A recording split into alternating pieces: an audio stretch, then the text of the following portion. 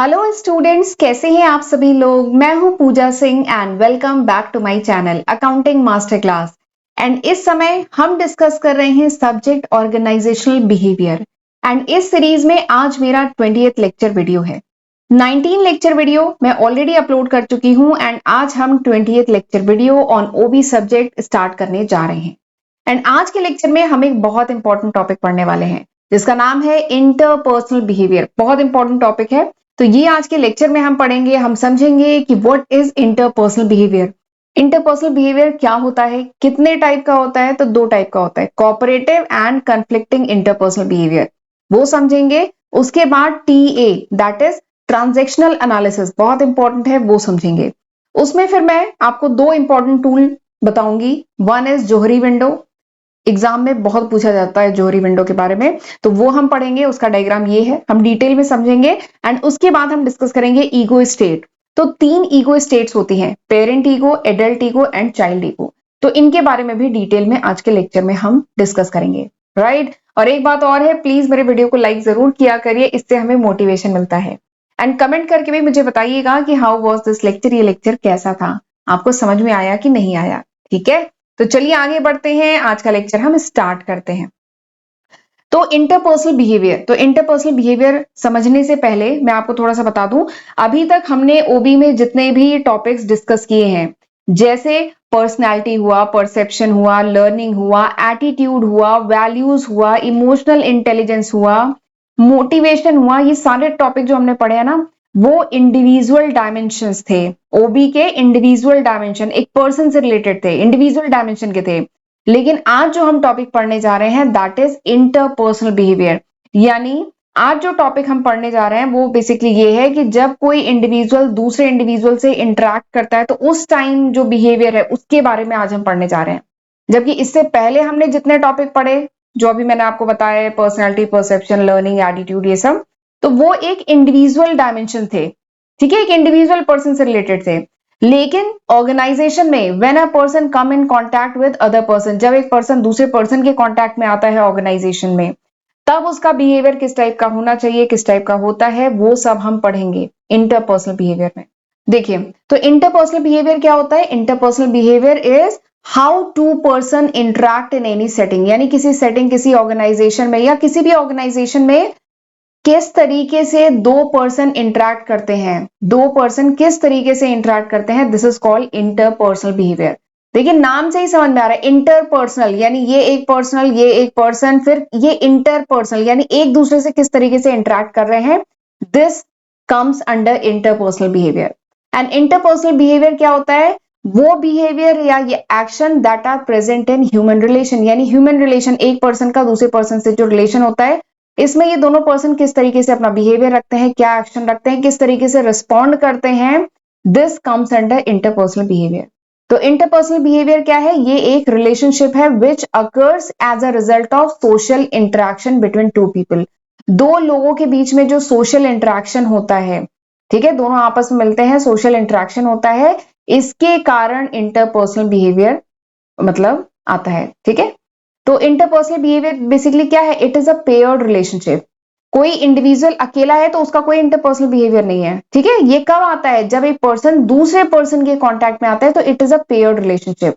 To person contact, जब दो person contact करते हैं, तो अगर मैं ऑर्गेनाइजेशन के पॉइंट ऑफ व्यू से बात करूं तो एक पर्सन को अपने सुपीरियर से कांटेक्ट करना होता है, सब ऑर्डिनेट से कांटेक्ट करता है, अपने को वर्कर्स जिनके साथ वो काम कर रहा है, उनके कलीग जो है उनसे कांटेक्ट करता है, आउटसाइडर से उन्हें इंटरेक्ट करना होता है। तो ये क्या है, तो interpersonal behaviour basically paired relationship है। जब दो पर्सन कांटेक्ट करते हैं, इंटरेक्ट करते हैं, तो किस तरीके से उनका बिहेवियर रहता है, एक्शन रहता है, कैसे रिस्पॉन्ड करते हैं, दिस इज इंटरपर्सनल बिहेवियर। अब ये जो इंटरपर्सनल बिहेवियर है, दिस कुड बी, ये दो टाइप का हो सकता है। देखिए लिखा है, this paired relationship involve N interaction in which both में बिहेव इन पर्टिकुलर वे। ये जो पेयर्ड रिलेशनशिप है, इसमें दो लोग जो इंटरेक्ट करते हैं, इनका जो बिहेवियर होता है, ये या तो कोऑपरेटिव होगा या कन्फ्लिक्टिंग होगा। जब दो लोग इंटरेक्ट करते हैं तो इनका जो बिहेवियर होता है वो या तो कोऑपरेटिव हो सकता है या क्या हो सकता है, कन्फ्लिक्टिंग होता है। ठीक, देखिए कोई भी पर्सन की बात करूं, इंडिविजुअल की बात करूं, तो वो अपने पूरे दिन का एक मेजर पोर्शन, ठीक है, मेजर पोर्शन यानी पूरे टाइम का एक मेजर पोर्शन कहाँ बिताता है, ऑर्गेनाइजेशन में बिताता है, जहां उसको दूसरे पर्सन के साथ इंटरेक्ट करना होता है। तो उसका जो बिहेवियर होता है वो इन दो चीजों की तरह मतलब हो सकता है, वो या तो कोऑपरेटिव होगा या कन्फ्लिक्टिंग होगा। तो जरा देखते हैं कोऑपरेटिव, नाम से ही समझ में आ रहा है कोऑपरेटिव इंटरपर्सनल बिहेवियर। तो कोऑपरेटिव इंटरपर्सनल बिहेवियर कैसा बिहेवियर मतलब, तो कोऑपरेटिव इंटरपर्सनल बिहेवियर मतलब जब दो इंडिविजुअल किसी ऑर्गेनाइजेशन में प्लीजिंग वे में, सेटिस्फाइंग वे में एक दूसरे से इंटरेक्ट करें, अच्छे से इंटरेक्ट करें, प्लीजिंग, सेटिस्फाइंग एंड ग्रेटिफाइंग की फीलिंग के साथ एक दूसरे से इंटरेक्ट करें, तो वो क्या है, कोऑपरेटिव इंटरपर्सनल बिहेवियर है। ठीक है, कोऑपरेटिव इंटरपर्सनल बिहेवियर है। इस टाइप में क्या होता है, दोनों पर्सन एक दूसरे को सेटिस्फाई करते हैं, बहुत अच्छे से इंटरेक्ट करते हैं, एंड इस टाइप का बिहेवियर ना बहुत ही इंपॉर्टेंट है किसी भी ऑर्गेनाइजेशन के लिए। किसी भी ऑर्गेनाइजेशन की जो भी फंक्शनैलिटी है वो प्रॉपर फंक्शन करे, तभी कर पाएगी जब सारे जो इंडिविजुअल हैं वो एक दूसरे से कोऑपरेटिव वे में बिहेव करें, तभी वो इंडिविजुअली भी ग्रो कर पाएंगे और तभी पूरी ऑर्गेनाइजेशन भी ग्रो कर पाएगी, जब इंप्लॉयज के बीच में जो इंटरपर्सनल बिहेवियर है वो अगर कोऑपरेटिव है तो। जबकि दूसरा बिहेवियर क्या है, दूसरा बिहेवियर है कन्फ्लिक्टिंग इंटरपर्सनल बिहेवियर। तो देखिए दो पर्सन अलग ही होते हैं, ठीक है, दो पर्सन भगवान ने सेम नहीं बनाया, दो लोग अलग ही होते हैं। तो because of various reason, suppose करिए दो पर्सन की पर्सनालिटी अलग है, उनका वैल्यू सिस्टम अलग है, उनका इंटरेस्ट भी अलग हो सकता है, उनका इंटरपर्सनल स्किल भी अलग हो सकती है।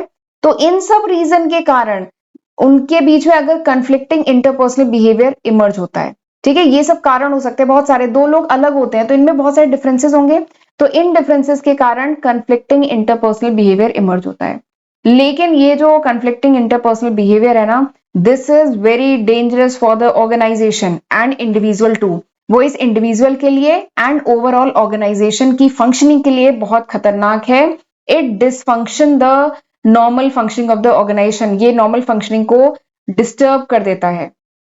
ठीक है, इसलिए कोशिश करनी चाहिए ऑर्गेनाइजेशन में कि जो कंफ्लिक्टिंग इंटरपर्सनल बिहेवियर है इसको कोऑपरेटिव इंटरपर्सनल बिहेवियर में कन्वर्ट किया जाए, तभी ये इंडिविजुअल एंड ओवरऑल ऑर्गेनाइजेशन तभी ग्रो कर पाएगी। ठीक है, एंड कोऑपरेटिव, एक बात और बता देती हूँ, ये जो कोऑपरेटिव इंटरपर्सनल बिहेवियर है इसके लिए कुछ स्किल रिक्वायर्ड है। क्या क्या स्किल चाहिए, इसके लिए पॉजिटिव थिंकिंग चाहिए, एम्प्लॉयज में पॉजिटिव थिंकिंग होनी चाहिए, एम्प्लॉयज में म्यूचुअल ट्रस्ट होना चाहिए, एक दूसरे पे भरोसा होना चाहिए, इनमें एम्पैथी होनी चाहिए। एम्पैथी मतलब अपने आप को दूसरों की जगह रख के सोचने वाली जो सिचुएशन होती है ना, एम्पैथी। ठीक है, नेक्स्ट क्या है, कर्टसी होनी चाहिए, नेक्स्ट क्या है, ईगो प्रॉब्लम नहीं होनी चाहिए। तो ये कुछ फीचर्स हैं, ये कुछ स्किल्स हैं जो रिक्वायर्ड है if an organisation wants cooperative interpersonal behaviour in its organisation. अगर कोई ऑर्गेनाइजेशन चाहती है कि उनके एम्प्लॉयज के बीच में कोऑपरेटिव इंटरपर्सनल बिहेवियर हो, तो ये कुछ 5 स्किल्स हैं जो एम्प्लॉयज में होनी चाहिए। ठीक है, तो दिस इज इंटरपर्सनल बिहेवियर। चलिए आगे बढ़ते हैं। अब मैं बात करती हूँ ट्रांजैक्शनल एनालिसिस की। ट्रांजैक्शनल एनालिसिस बहुत इंपॉर्टेंट है, इसके बारे में बात करते हैं। तो ये जो टीए है, ट्रांजैक्शनल एनालिसिस, ये है क्या?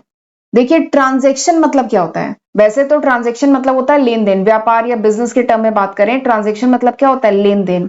लेकिन यहां हम पढ़ रहे हैं ओबी, ऑर्गेनाइजेशन बिहेवियर, तो यहां पे तो ऐसा कोई लेन देन हो नहीं रहा है। यहां पे क्या हो रहा है, व्यवहार का लेन देन हो रहा है, रिलेशनशिप का लेन देन हो रहा है, बिहेवियर का लेन देन हो रहा है, यानी किसी पर्सन को किस तरीके से एक दूसरे से बिहेव करना चाहिए, एक्शन कैसा हो, रिलेशनशिप कैसा हो, उसकी बात हो रही है।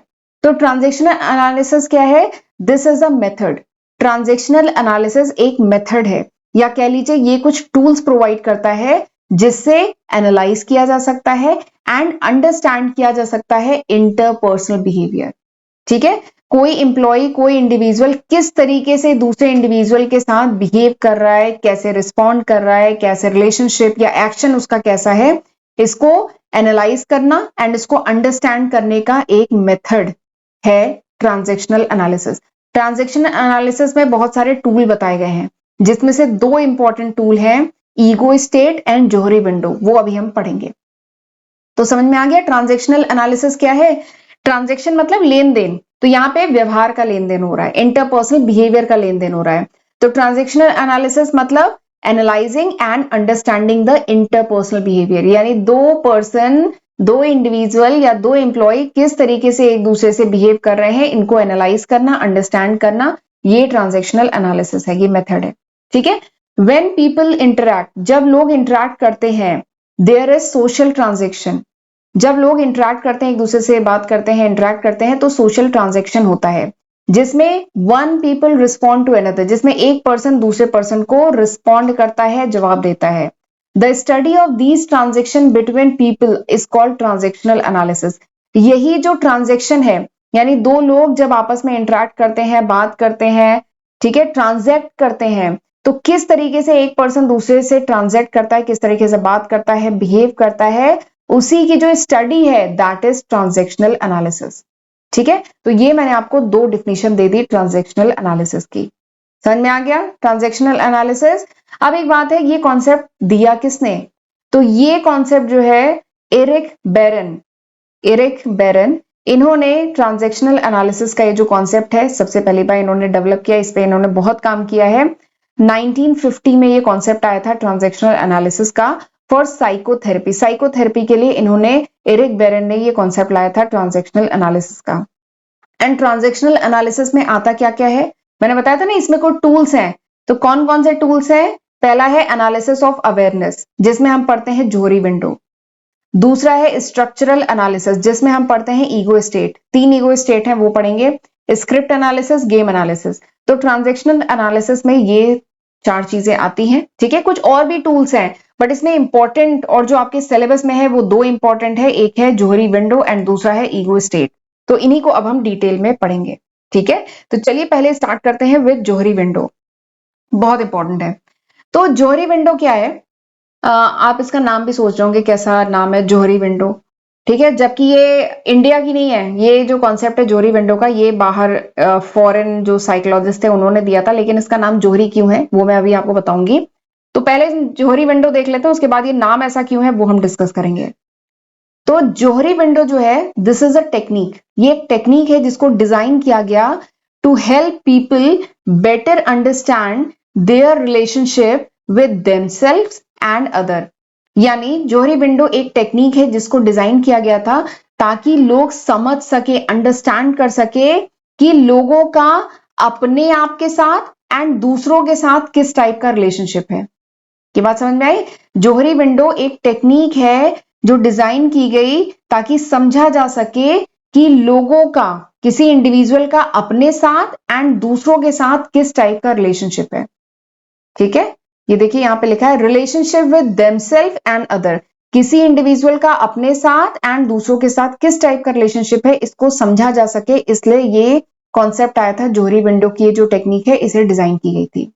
एंड इस जोहरी विंडो में 2 मेन साइकोलॉजिस्ट हैं जिन्होंने काम किया था, एक है जोसेफ लुफ्ट और एक है हैरिंगटन इंगेम।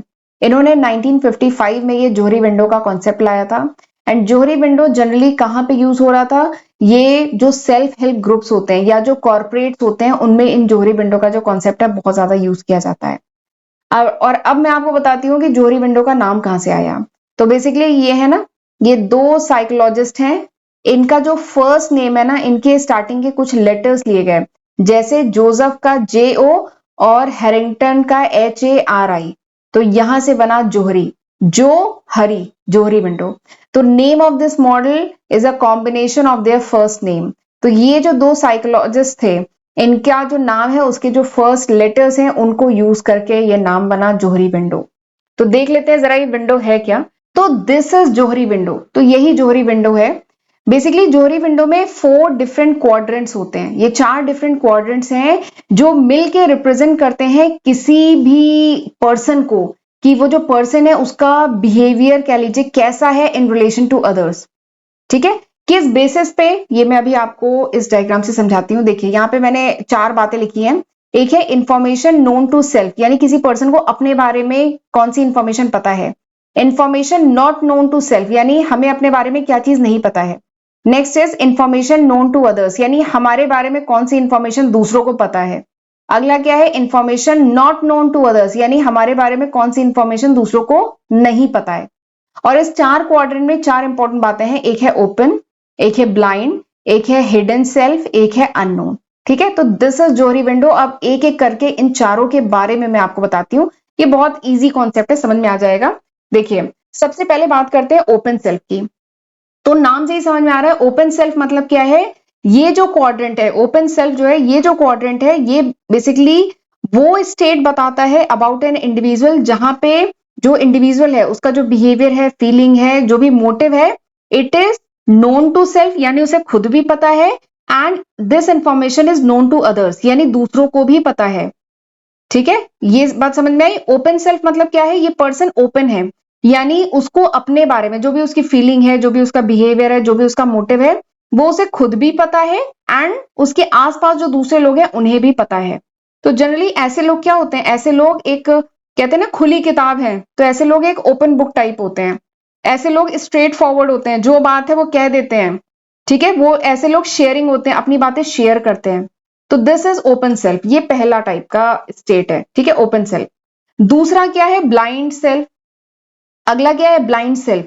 तो ब्लाइंड सेल्फ, ये जो क्वाड्रेंट है, ये वो स्टेट बताता है इंडिविजुअल का। ब्लाइंड मतलब क्या होता है, अंधा, यानी जिसे अपने बारे में नहीं पता है लेकिन दूसरों को पता है उसके बारे में। यही मतलब है ना, ब्लाइंड मतलब क्या होता है, जो अंधा है। यानी ये वो स्टेट है इंडिविजुअल की जहां which is known to others, यानी इंफॉर्मेशन नोन टू अदर्स, यानी दूसरों को पता है लेकिन आपको अपने बारे में नहीं पता है, आप अपनी तरफ थोड़ा सा ब्लाइंड है। तो ये वो स्टेट है किसी भी इंडिविजुअल की, दिस इज ब्लाइंड सेल्फ। ठीक है, बहुत बार ऐसा होता है कि जो हम अगर किसी का बिहेवियर कॉपी कर रहे हैं, अगर हम किसी का बिहेवियर कॉपी कर रहे हैं, किसी के बोलने का तरीका कॉपी कर रहे हैं, किसी का फेस, किसी का जेस्चर कॉपी करने की कोशिश कर रहे हैं, तो वो हमें नहीं समझ में आ रहा कि हम कॉपी कर रहे हैं, लेकिन वो आसपास के लोगों को समझ में आ रहा है। तो ये क्या है, एक एग्जाम्पल है ब्लाइंड सेल्फ का। ठीक है, तो ये हो गए दो क्वाड्रेंट। नेक्स्ट क्वाड्रेंट क्या है, हिडन सेल्फ। ये है हिडन सेल्फ। हिडन सेल्फ क्या है, ये जो क्वाड्रेंट है रिप्रेजेंट करता है वो state about an individual which is known to self, यानी हिडन, हिडन में मतलब क्या है, जो हमें, हिडन मतलब छुपाना, यानी वो हमारा स्टेट, किसी इंडिविजुअल का वो स्टेट जो इंडिविजुअल को तो पता है लेकिन information not known to others, यानी बाकियों को नहीं पता है। ठीक है, हमारे आसपास के लोगों को नहीं पता है बट हमें पता है। ठीक है, तो ये तीसरा स्टेट ऑफ इंडिविजुअल है। जनरली जैसे काफी लोग हैं जो अपनी लाइफ को प्राइवेट रखना चाहते हैं। ठीक है, जो भी उनकी लाइफ में चल रहा है वो खुद तो वो जानते हैं लेकिन वो नहीं चाहते कि आसपास के लोगों को पता चले कि उनकी लाइफ में क्या चल रहा है। तो वो स्टेट है हिडन सेल्फ। ठीक है, अब वो शेयर नहीं करना चाहते, वो कोई भी बात शेयर नहीं करना चाहते, सारी फीलिंग, सारे आइडिया, सब कुछ वो छुपा के रखते हैं, दैट इज हिडन सेल्फ। ठीक है, ये हो गया थर्ड क्वाड्रेंट। फोर्थ क्वाड्रेंट क्या है, fourth quadrant is unknown. Fourth quadrant is unknown self. Unknown self basically वो स्टेट है जहां पे इंडिविजुअल को खुद अपने बारे में, information not known to self, यानी उसे अपने बारे में खुद नहीं पता है और ना लोगों को उसके बारे में पता है, उसकी फीलिंग, उसका मोटिव। ठीक है, ना उसको खुद पता है ना उसके आसपास लोगों को पता है, और ऐसे लोग जनरली एकदम मिस्टीरियस होते हैं। ठीक है, तो this is the unknown self. तो यही है जोहरी विंडो, इसमें 4 क्वाड्रेंट है जो बेसिकली मिलके रिप्रेजेंट करते हैं किसी भी पर्सन को इन रिलेशन टू अदर्स। ठीक है, तो दिस इज जोहरी विंडो, काफी इंपॉर्टेंट है ये। चलिए आगे बढ़ते हैं, अब हम पढ़ेंगे ईगो स्टेट, लेकिन उससे पहले मैं थोड़ा सा अपने चैनल के बारे में बताना चाहती हूँ कि this is the list of subject जो मैं आज की तारीख यानी जुलाई 2024 तक अपने first channel and second channel पे अपलोड कर चुकी हूँ। मेरा फर्स्ट चैनल है अकाउंटिंग मास्टर क्लास के नाम से, सेकंड चैनल है पूजा सिंह के नाम से। तो एक बार देख लीजिए, ये वो लिस्ट ऑफ सब्जेक्ट है जो मैं आज की तारीख तक अपलोड कर चुकी हूँ। एंड प्लीज इसका फायदा उठाइएगा, इसकी हेल्प से पढ़िएगा एंड फ्रेंड्स के साथ भी जरूर शेयर करिएगा। और एक बात और है, ये अभी तक है, अगर आप ये वीडियो कुछ महीने बाद, कुछ साल बाद देख रहे हैं तो मैं इसमें काफी न्यू सब्जेक्ट ऐड कर चुकी होंगी। ये अभी तक है जुलाई 2024 तक। एंड अगर आपने चैनल अभी तक नहीं सब्सक्राइब किया है तो मेरे दोनों चैनल को जरूर सब्सक्राइब कर लीजिएगा। एंड प्लीज मुझे मोटिवेट करने के लिए लाइक जरूर करिएगा वीडियो को, एंड कमेंट करके अगर हो पाए तो बताइएगा कि आप किस यूनिवर्सिटी के हैं, क्योंकि इससे मुझे आगे के लेक्चर प्लान करने में हेल्प मिलेगी अगर आप बताएंगे कि आप किस यूनिवर्सिटी के हैं, किस कोर्स के आप स्टूडेंट हैं। ठीक है, एंड अगर आपको नोट्स चाहिए, मेरे यूट्यूब चैनल पे अपलोडेड जो वीडियोस हैं उनके नोट्स चाहिए, then you can download my application from Google Play Store. आप गूगल प्ले स्टोर से मेरी एप्लीकेशन डाउनलोड कर सकते हैं। ठीक है, चलिए आगे बढ़ते हैं, अब हम पढ़ते हैं ईगो स्टेट। ईगो स्टेट, तो बेसिकली ईगो स्टेट क्या है, this is the next important aspect of TA. TA is transactional analysis. तो ट्रांजैक्शनल एनालिसिस का जो दूसरा इंपॉर्टेंट एस्पेक्ट जो हम पढ़ने जा रहे हैं वो है ईगो स्टेट। अब ये ईगो स्टेट होता क्या है, तो कोई भी पर्सन है वो इंटरेक्ट करता है विद ईच अदर, कोई भी पर्सन दूसरे पर्सन से जब इंटरेक्ट करता है ना, तो वो 3 साइकोलॉजिकल पोजीशन पे, या कह लीजिए उसका जो बिहेवियर पैटर्न हो सकता है वो 3 तरीके का हो सकता है, उसी को कहा जाता है ईगो स्टेट। ये बात समझ में आई? कोई भी पर्सन दूसरे पर्सन से जब इंटरेक्ट करता है, हम लोग क्या पढ़ रहे हैं, इंटरपर्सनल बिहेवियर पढ़ रहे हैं ना, तो कोई भी, क्योंकि टीए में क्या है, ट्रांजैक्शनल एनालिसिस में इसी की तो स्टडी होती है, इसी को समझने की कोशिश होती है ना, तो ईगो स्टेट भी एक टूल है जिससे इंटरपर्सनल बिहेवियर समझा जा सकता है। तो कोई भी पर्सन दूसरे पर्सन से जब इंटरेक्ट करता है तो वो इन 3 साइकोलॉजिकल, उसका जो बिहेवियर है वो, ये 3 साइकोलॉजिकल बिहेवियर हो सकता है, उसका पैटर्न ये 3 हो सकता है, उसी को कहा जाता है ईगो स्टेट। और ये 3 ईगो स्टेट क्या हो सकती है? पेरेंट ईगो, एडल्ट ईगो और चाइल्ड ईगो। तो दिस इज ईगो स्टेट, इसी को ईगो स्टेट कहते हैं। ठीक है, जब भी कोई पर्सन दूसरे पर्सन से इंटरेक्ट करता है तो उसका जो साइकोलॉजिकल जो पोजीशन होगी या जो बिहेवियर पैटर्न होगा उसी को ईगो स्टेट कहते हैं, और ये 3 हो सकते हैं। या दूसरे शब्दों में एक और डिफिनीशन है ईगो स्टेट की। ईगो स्टेट मतलब क्या होता है कि किस तरीके से हम फील करते हैं, किस तरीके से हम सोचते हैं, किस तरीके से बिहेव करते हैं। ठीक है, हमारी पर्सनैलिटी कैसी होती है एट अ गिवन टाइम, किसी समय हमारी पर्सनैलिटी कैसी होती है, हम कैसा फील करते हैं, बिहेव करते हैं, सोचते हैं, इसी को कहा जाता है ईगो स्टेट। और एक बात और है, it has nothing to do with the chronological age of the person, यानी किसी पर्सन की क्रोनोलॉजिकल एज मतलब डेट ऑफ बर्थ के हिसाब से उसकी उम्र कितनी है, इससे इस ईगो स्टेट का कुछ लेना देना नहीं है। This ego state is related with behavioural aspect of age, यानी हमारा जो बिहेवियर है उसकी उम्र क्या है वो बेसिकली इसमें हम बात करने वाले हैं। ठीक है, ऐसा हो सकता है कि पर्सन किसी भी एज का हो बट उसमें जो ईगो स्टेट है वो कुछ और हो सकती है। इससे मतलब एज का नहीं, ऐसा कुछ नहीं है कि एडल्ट में एडल्ट ईगो स्टेज ही होगी या किसी बच्चे में चाइल्ड ईगो स्टेट ही होगी, ऐसा नहीं है। ठीक है, तो इसका क्रोनोलॉजिकल एज से कुछ लेना देना नहीं है।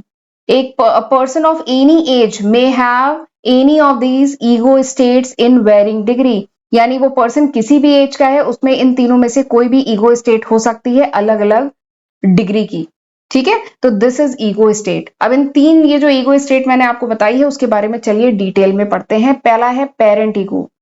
तो पेरेंट ईगो बेसिकली क्या होता है? पेरेंट ईगो मतलब होता है बिहेवियर, थॉट या feeling that are copied, learn और even borrowed from our parents या पेरेंटल फिगर या significant others when an individual was a child. यानी जब कोई इंडिविजुअल, जब वो बच्चा था, जब वो चाइल्ड था, तो उसने बिहेवियर, थॉट या फीलिंग चाहे कॉपी की, लर्न की या बोरो की, किसी चाहे अपने पेरेंट्स की या कोई पेरेंटल फिगर है या कोई भी जिसको हम आइडियल मानते हैं ना, जैसे नहीं, चाहे वो टीचर्स हो, चाहे वो कोई हीरो हो, कोई स्टार हो, उसका जो बिहेवियर हम कॉपी करते हैं ना, that is parent ego state. इसी को पेरेंट ईगो स्टेट कहते हैं। एंड पेरेंट ईगो स्टेट का बिहेवियर रिस्पॉन्स कैसा होता है या कह लीजिए उसके फीचर्स कैसे होते हैं? अगर कोई पर्सन जो है एक्ट कर रहा है पेरेंट ईगो स्टेट में, तो उसका बिहेवियर किस टाइप का होगा? जैसे पेरेंट्स का बिहेवियर होता है ना, तो उस पर्सन का बिहेवियर वैसे ही होगा। ओवर प्रोटेक्टिव होगा, डॉगमेटिक होगा। डॉगमेटिक मतलब होता है कि थोड़ा सा हट करना, जिद्दी टाइप बिहेवियर होगा। रूल्स और लॉज को फॉलो करने वाला, डूज एंड डोंट्स वाला, सच्चाई, ट्रुथ, टीचिंग, डेमोस्ट्रेटिंग, हर चीज डेमोस्ट्रेट करके बताने वाला, गाइड करते रहना, टीच करते रहना, इस टाइप का बिहेवियर होगा। तो अगर कोई पर्सन एक्ट करता है पेरेंट ईगो में तो उसका बिहेवियर पैटर्न कुछ इस टाइप का होगा। एंड उसके हाव भाव कैसे होंगे? फिजिकल एंड वर्बल क्लू कैसे होंगे? जैसे नहीं, पेरेंट्स अंगुली करके, जैसे वो फिंगर्स ऐसे पॉइंट आउट करके हमें समझाते हैं, तो वैसे ही वैगिंग फिंगर करके बातें करना, लॉज एंड रूल्स का बार बार रेफरेंस देना, तो इस टाइप का बिहेवियर होगा अगर कोई पर्सन एक्ट करता है इन पेरेंट ईगो स्टेट। ठीक है, बट अगर कोई पर्सन एडल्ट ईगो स्टेट में एक्ट करता है तो एडल्ट ईगो स्टेट जो है, this is based on reasoning. ये जो एडल्ट ईगो स्टेट है ये रीजनिंग पे बेस्ड है, इंफॉर्मेशन प्रोवाइड करना, इंफॉर्मेशन लेना, इस पे बेस्ड है। एंड अगर कोई पर्सन एडल्ट ईगो स्टेट में बिहेव कर रहा है तो वो दूसरों को इक्वली वर्दी एंड रिस्पॉन्सिबल ह्यूमन बीइंग मान के सामने वाले को ट्रीट करता है। ठीक है, एडल्ट ईगो स्टेट में अगर कोई पर्सन है तो सामने वाले पर्सन को बहुत रिस्पेक्टफुली, वर्दी, इक्वल एंड रिस्पॉन्सिबल मानता है। बेसिकली एडल्ट ईगो स्टेट जो होती है ना, रेशनैलिटी पे बेस्ड होती है, लॉजिकल होती है, लॉजिकल थिंकिंग, रीजंस पे बेस्ड होती है। और इनके हाव भाव कैसे होते हैं, वर्बल एंड फिजिकल साइंस कैसे होते हैं, ये लोग थॉटफुल कंसेंट्रेट होकर बात करते हैं, फैक्चुअल डिस्कशन करते हैं, फैक्ट्स पे बेस्ड उनकी बातें होती हैं, ठीक है। एंड ये लोग टेस्टिंग करते हैं, exploration, figuring out, rationality, estimation, ये सब इनके बिहेवियर रिस्पॉन्स होते हैं या कैरेक्टरिस्टिक हैं, अगर कोई पर्सन एडल्ट ईगो स्टेट में बिहेव करता है तो, ठीक है। तीसरा है चाइल्ड ईगो। चाइल्ड ईगो, तो अगर हम बात करें कैरेक्टरिस्टिक क्या है, अगर कोई पर्सन चाइल्ड ईगो स्टेट में एक्ट कर रहा है तो उसके कैरेक्टरिस्टिक क्या होंगे, तो जैसा एक बच्चा जो होता है ना, नॉन लॉजिकल, मतलब कुछ लॉजिक नहीं है बातों में, तुरंत अभी कोई काम करना है, इमीडिएट एक्शन, और इमीडिएट उसको रिस्पॉन्स भी चाहिए, इमीडिएट तुरंत ही उसे सेटिस्फैक्शन भी मिल जाएगा, डिप्रेशन में भी जल्दी आ जाएगा, कोई खराब चीज देख के एंजाइटी भी हो जाएगी, डर भी लगेगा, हेट भी होगा, डिपेंडेंसी होगी, जैसे एक बच्चे का बिहेवियर होता है ना, वैसे ही होता है एक पर्सन का, अगर वो पर्सन बिहेव कर रहा है in child ego state. A person acting in a child ego state, तो उसके कुछ फीचर जो है ये हैं। और उसके अगर हम हाव भाव की बात करें, फिजिकल एंड वर्बल क्लू की बात करें, तो ऐसा पर्सन क्या होता है, अटेंशन सीकिंग होता है। आपने देखा होगा बहुत सारे लोग अटेंशन सीकिंग होते हैं, वो चाहते हैं कि सब लोग पलट के उनकी तरफ देखें, हाई टेम्पर के लोग होते हैं, टेंट्रामेंट होते हैं, ठीक है, सॉरी टेंट्रम्स होते हैं इनके, ठीक है, शाइनेस होती है इनमें, तो ये क्या है, चाइल्ड ईगो स्टेट के कुछ फीचर्स हैं, ठीक। इनको एक्सपेरिमेंट करना बहुत पसंद है, फ्रस्ट्रेट भी जल्दी हो जाते हैं, खुश भी जल्दी हो जाते हैं, इंपल्सिव होते हैं, स्पॉन्टेनियस होते हैं, तो ये सब कुछ फीचर है चाइल्ड ईगो स्टेट। अगर कोई पर्सन चाइल्ड ईगो स्टेट में बिहेव करता है तो ये कुछ फीचर है, ठीक है। तो चलिए, ये था पूरा ईगो स्टेट, ये लेक्चर काफी लेंदी हो गया है। तो आज हमने बहुत डिटेल में इंटरपर्सनल बिहेवियर ये डिस्कस किया, मीनिंग क्या है, टाइप क्या है, transactional analysis, Johari window and ego state. तो हमने ये सारे टॉपिक बहुत डिटेल में आज डिस्कस कर लिए हैं। तो चलिए, आज का लेक्चर मैं यहीं पे वाइंड अप करती हूँ। अगले लेक्चर में अब हम शायद पढ़ेंगे ग्रुप डायनेमिक्स, ठीक है। एंड प्लीज इस वीडियो को लाइक जरूर करिएगा। तो चलिए, मिलते हैं अगले लेक्चर वीडियो में, तब तक अपना ध्यान रखिएगा। God bless you.